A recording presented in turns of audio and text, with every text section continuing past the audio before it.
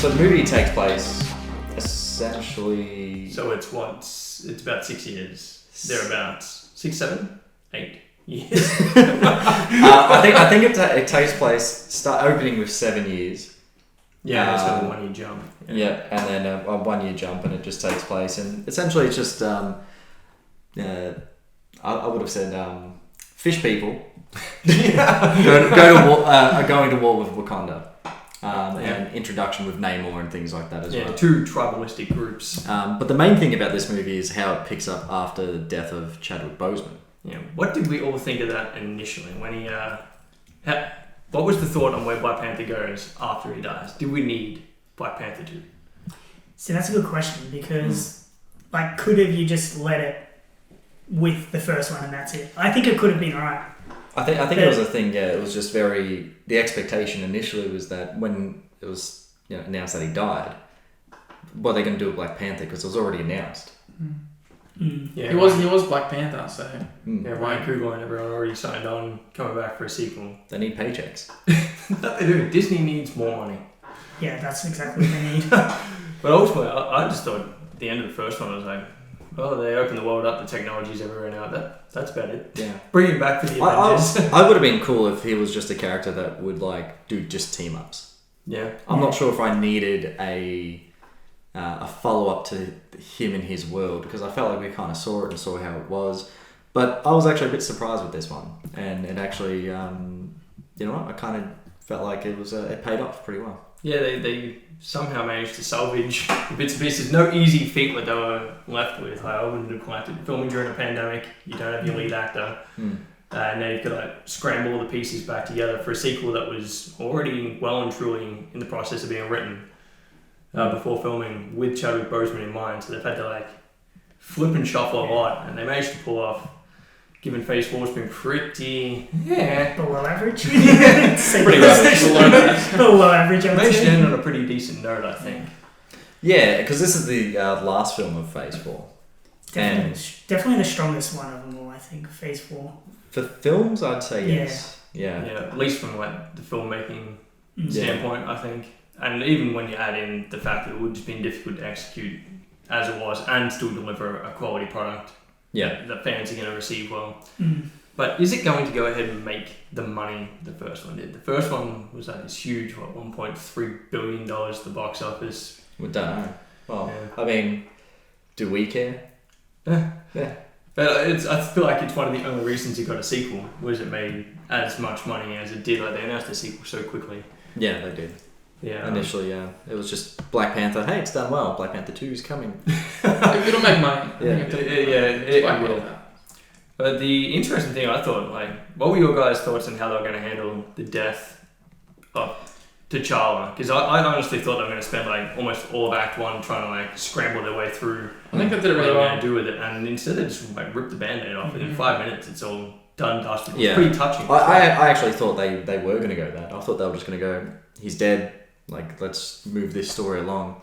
And I agree. It was very touching. It was just silent through the introduction, and his face on all the things. I thought that was really good. But you pointed out the other day that it's not the first time they did the rolling credit. No, Chadwick Boseman. They did it for. I looked it up. They did it for Black Widow when it was on Disney Plus. Yeah. But it was all red. He just passed away. It was when he died. I don't think so. I think it was just normal and just his face on all the things. But then I tried to find it later, and they've removed it. They've changed it back. Yeah, they changed it back. So because it was on Disney Plus, I guess they can change it however they want. Yeah. But then the movie picks up 1 year later. Essentially, the world now wants access to this super weapon, vibranium. Can do anything. Wakanda's being very protective of it. So I actually really enjoyed the fact that the movie sort of focuses on an impending war, potentially on a global scale. But they actually went ahead and followed the political angle of it, the people on the ground, and the royal aspect of it. They're trying to broker treaties to let's not do this. We're going to go to war if you don't do X, Y, and Z. I thought that was a pretty good angle because the obvious angle is, some other movies punch on. have a big action sequence. I actually like how they've actually added the fact that now there's also the king that's been removed, so the whole political aspect of Wakanda as well is all up in turmoil in that same process of dealing with all the other countries who want it. So there's a lot of that kind of going on. I thought that was really interesting. Yeah, it's sort of like while they're mourning their king, everyone else is thinking take advantage of that. Exactly. Which is pretty cool. Surprised there was no Russia in there, but I think they sort of used France as like a just like scapegoat. That's the thing at the start where they capture them all.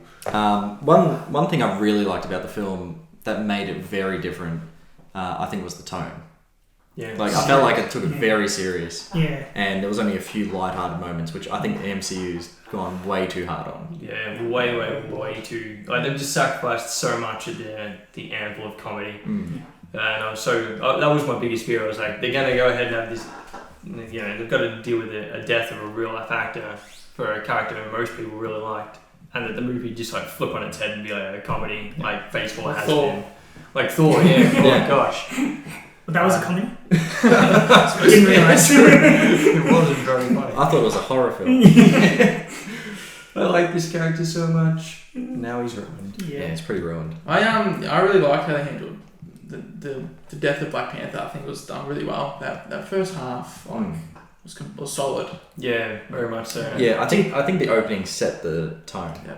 Do you think they held on to the process too long? Because it took until like almost the third act by the time they actually had a Black Panther in the movie, because they're dealing with all the other things with Wakanda, and it is Wakanda Forever, so that does make sense. But for me, it just felt it took so long to actually get to, we have a Black Panther again. Yeah. And then they had issues they had to overcome, like the synthetic, the purple heart shape. Well, I mean, they kind of did the same thing in the first movie. For yeah. the full first half of the original film, he wasn't Black Panther. There was a little action scene at the start, and then he... Oh, was that the second half? No, so the first half he does his little thing, catches up with Nakia, and then comes back, fights M'Baku, then dies. Spends a bit of time talking. No, he's Black Panther for a fair bit. Yeah, I think it's maybe it's the second half where he's like loses his powers and stuff. But yeah, full spoiler talk. Yeah, straight into it. Yeah. Ironheart's in this. Yeah. And I think it was she was one of the weakest points of this film. 100%. Agreed. Take her or leave her in the movie. She didn't add anything. In particular, given the movie's so long. Like, it's 2 hours and 40 minutes, and I really do think there's half an hour you could gut straight from this. Yeah. And if you took out the Riri Williams stuff, which was clearly just there to set up the Disney Plus show that comes out next year. Or movie. They've changed it to a movie. Armor Wars? I think she's joining Armor Wars as well. I think the character was such a third wheel. Oh, yeah. In particular, given she solves her whole plot thing. Her whole plot begins and ends in like one scene. Like her connective tissue just moves. Sweet, we've got the information now. We move somewhere else, and yet she's there for the next 2 hours. Yeah, and then in the end battle scene and everything, which I think we'll touch on in a bit. But yeah, I just thought she was just such a third wheel of a character, so boring. Yeah. And they used her for the comedy. I felt like there was actually some really good subtle jokes in there.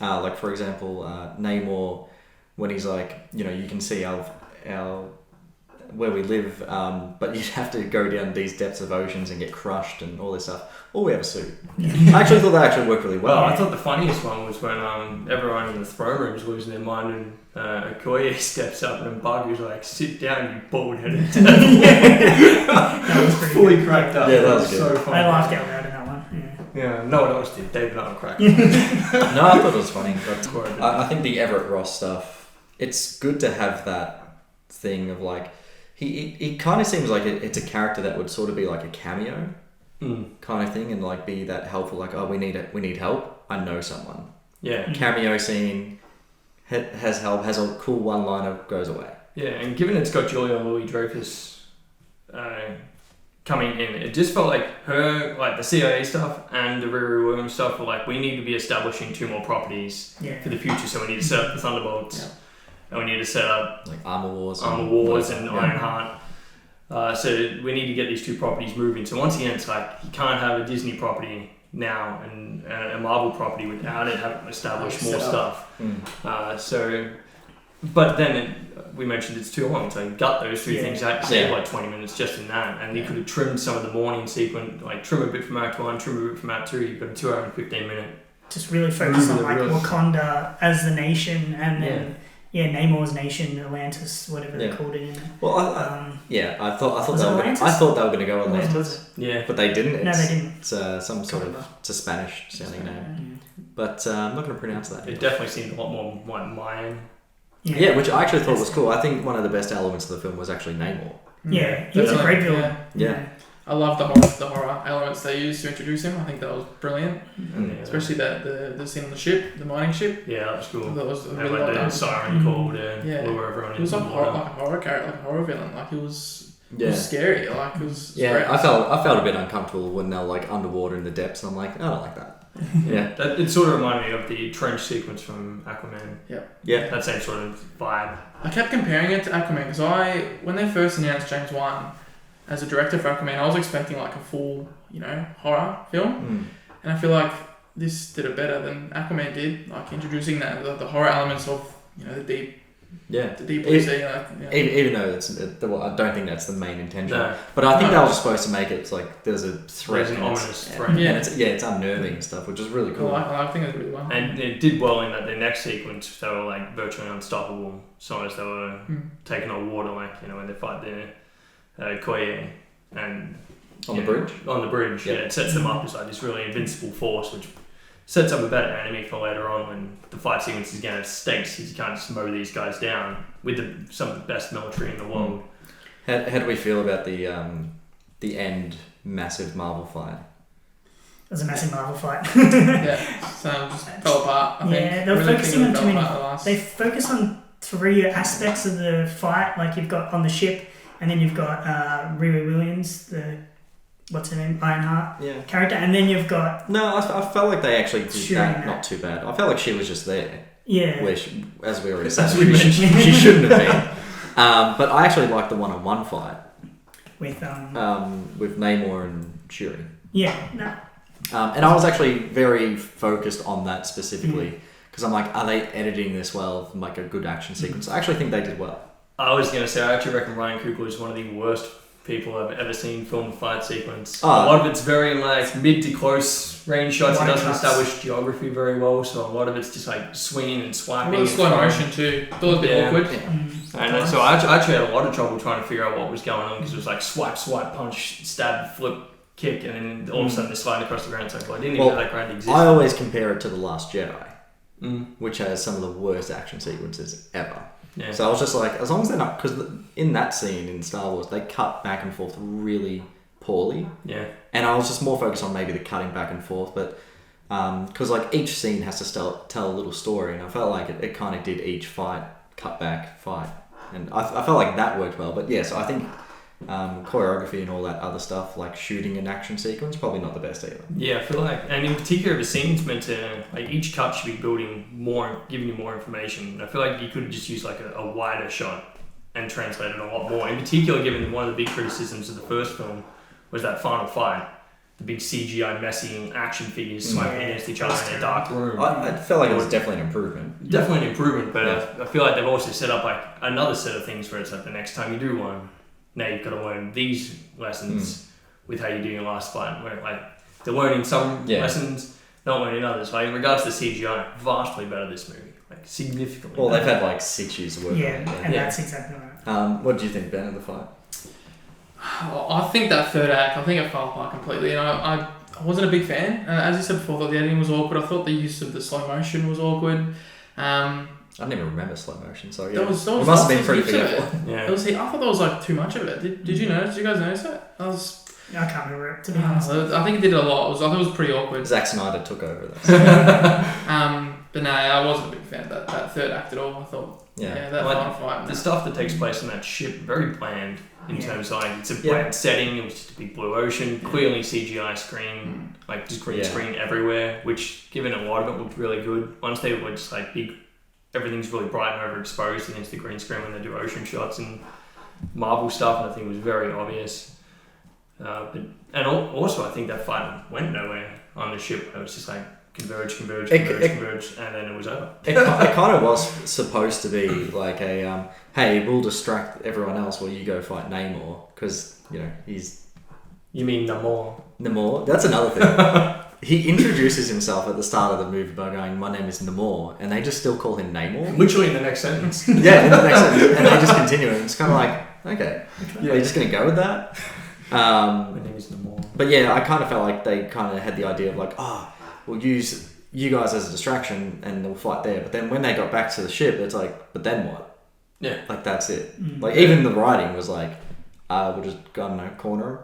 Yeah. That was it. I don't mind the idea of the threat of, because obviously the ocean belongs to the other I like the idea. Villains. It's a good idea, but it doesn't go anywhere. Yeah. So it should be more of a threat to really back them away and start pushing people off and really creating that tension between can they stay on the ship or will they be overtaken. Yeah. If they'd have done that better, it could have been a lot better. I think the biggest highlight for me was that they actually built a villain that had motive. Yeah. He used all his power, like the assault on Wakanda is probably my favorite action sequence in the whole movie.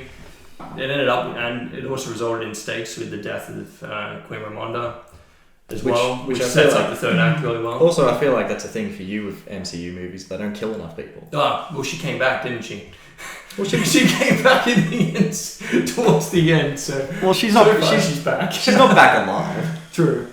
But speaking of not back alive, Killmonger. Yeah. I almost forgot to mention that, but yeah, I reckon one of my favourite scenes in the movie. Yeah, probably the best scene, I think, was... I'm hearing it. I found it awkward. Well, they asked Chadwick Boseman to come back, but it was... he didn't pick up the phone. I just why was he there? I think it's pick up on... What it's meant to represent the other, at least what I got from it, was when T'Challa went, he was searching for... He needed purpose, he needed direction. And so his father popped up and gave him that sort of guidance, very Mufasa-like. I mean, that whole movie is very Lion King anyway, but when Shuri ends up on the other side, she's searching for vengeance. She was expecting to see her mum as well. Either a mum or a brother on the other side. And then you had someone like Killmonger rocks up, and all he was just like, vengeance, I've been betrayed, you guys like dogged everyone by keeping all this technology for yourself. So he was just like anger incarnate. And even when she comes out the other side of it, it's like, we're just going to war. We're just going to kill people. Which is a really interesting motive for Shuri as a character, I think, because like you want her to be the hero, but now there's that point of thing. It's like, no, I just want vengeance, and that seems to be the thing through all of them. Even the Queen wanted vengeance. Like everyone wanted vengeance at some point. I like that they finally changed it at the end, but I don't feel like it had the impact that it needed to. That's what I didn't like. Yeah, they didn't double down on. No, I don't know why. I agree. They could have doubled down on it, but I've got it pretty clear, and I thought it was really cool that they got Killmonger back, and she was just like, you know, going in, it's an MCU movie. She's not going to kill him at the end. No, and especially introduce a character like Namor. Yeah. I like that they kept him the villain though. I like that they did that because MCU has the issue, especially with Scarlet Witch and those kind of things. It's like, you're the villain. Oh, you're kind of not really. Your just motives are different, and they kind of just go here and there. They did go back on that and change it back to the villain, though. Yeah, I don't even want to go down Scarlet Witch. She's a terrible But on that vengeance stuff, I thought that would have paid off really well if they let her die when she got stabbed. I thought if Namor had killed her. I think they killed too many people. Yeah, the whole family's dead, man. The whole family. But I would have liked if it led to her death. That's the question. What do you think of Shuri as Black Panther? Because I actually don't think she's the best Black Panther there should be. I would much rather see M'Baku as Black Panther. Because he kind of inhabits what it means to be a Black Panther a lot more than Shuri, who's more of a scientist and, very much smaller. All those kind of aspects of her, now her strength is better and she can still fight, but M'Baku kind of has all the essence of what it means to be. And they sort of set that up towards the end. Like at the end of the movie, you got Shuri leaves her post as queen and goes off to find Nakia. And Nakia is sort of very much just like a their character as well in this movie, I think. But then M'Baku comes down to the big waterfall to fight. And I thought it was interesting that they're like, the best way around this is just not have them fight because he would kick the living shit. Don't they do the fight without your powers. don't they do the predator handshake at one stage to show how strong Shuri's become? Yeah. Yeah, But then you take away your powers when you fight them. exactly. In order to become. Oh yeah. Right. I forgot about that. He would she'd be just club her straight over the waterfall. You wouldn't even have to do that. Pick her up. Yeah, just throw her over the edge. So that's interesting. So, and going off the war, it's the royal family. So if he steps up and takes the throne, he makes sense that he's the next Black Panther. Although, would he be Black Panther or would he be like the ape? Yeah. Great ape? Yeah, Great ape. But really, the Bast, I think it is. Bast is the god, with the Panther god, right? Yeah. Yeah, so that I think it is the Black Panther's. Are you saying that they would change like his? Yeah, maybe. His actual form. Well, because I thought that you don't have to be king to be Black Panther because T'Challa wasn't he? T'Challa was Black Panther before he was Prince. king. In Civil War. Yeah. It's a bit confusing. It is. But hey, they apparently plan years ahead. They planned for his death and everything. They did indeed. Alright, but on a whole, Dave, bottom ready, give this thing a Well, score. actually, I got one more bit. Yeah. The end of the film. You mean the various ends? Yes. They do a bit of a Return of the King thing here where they just go wrap up. So it was like Namor talking to his Nemorian...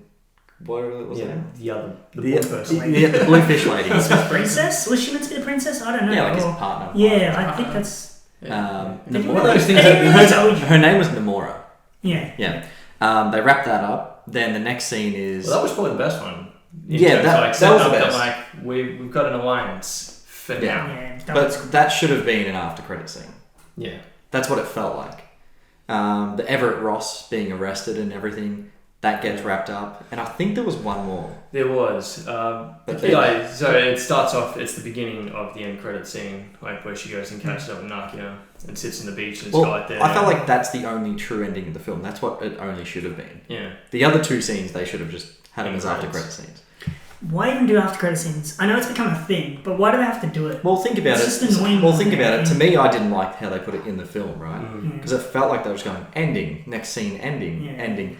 Those two scenes could have been cut out and put as an after credit scene. Okay. And the mid credit scene that we got should have just been the end of the film. Yeah, in particular if you did like something small with Everett Ross during the movie to establish him being arrested and put there, and then get saved by Denai Guerrero's character Okoye in that awful looking iron suit Yeah, thing. it's terrible. Oh, yeah, that's another thing. Now there's like 3 Iron Mans running around. Yeah.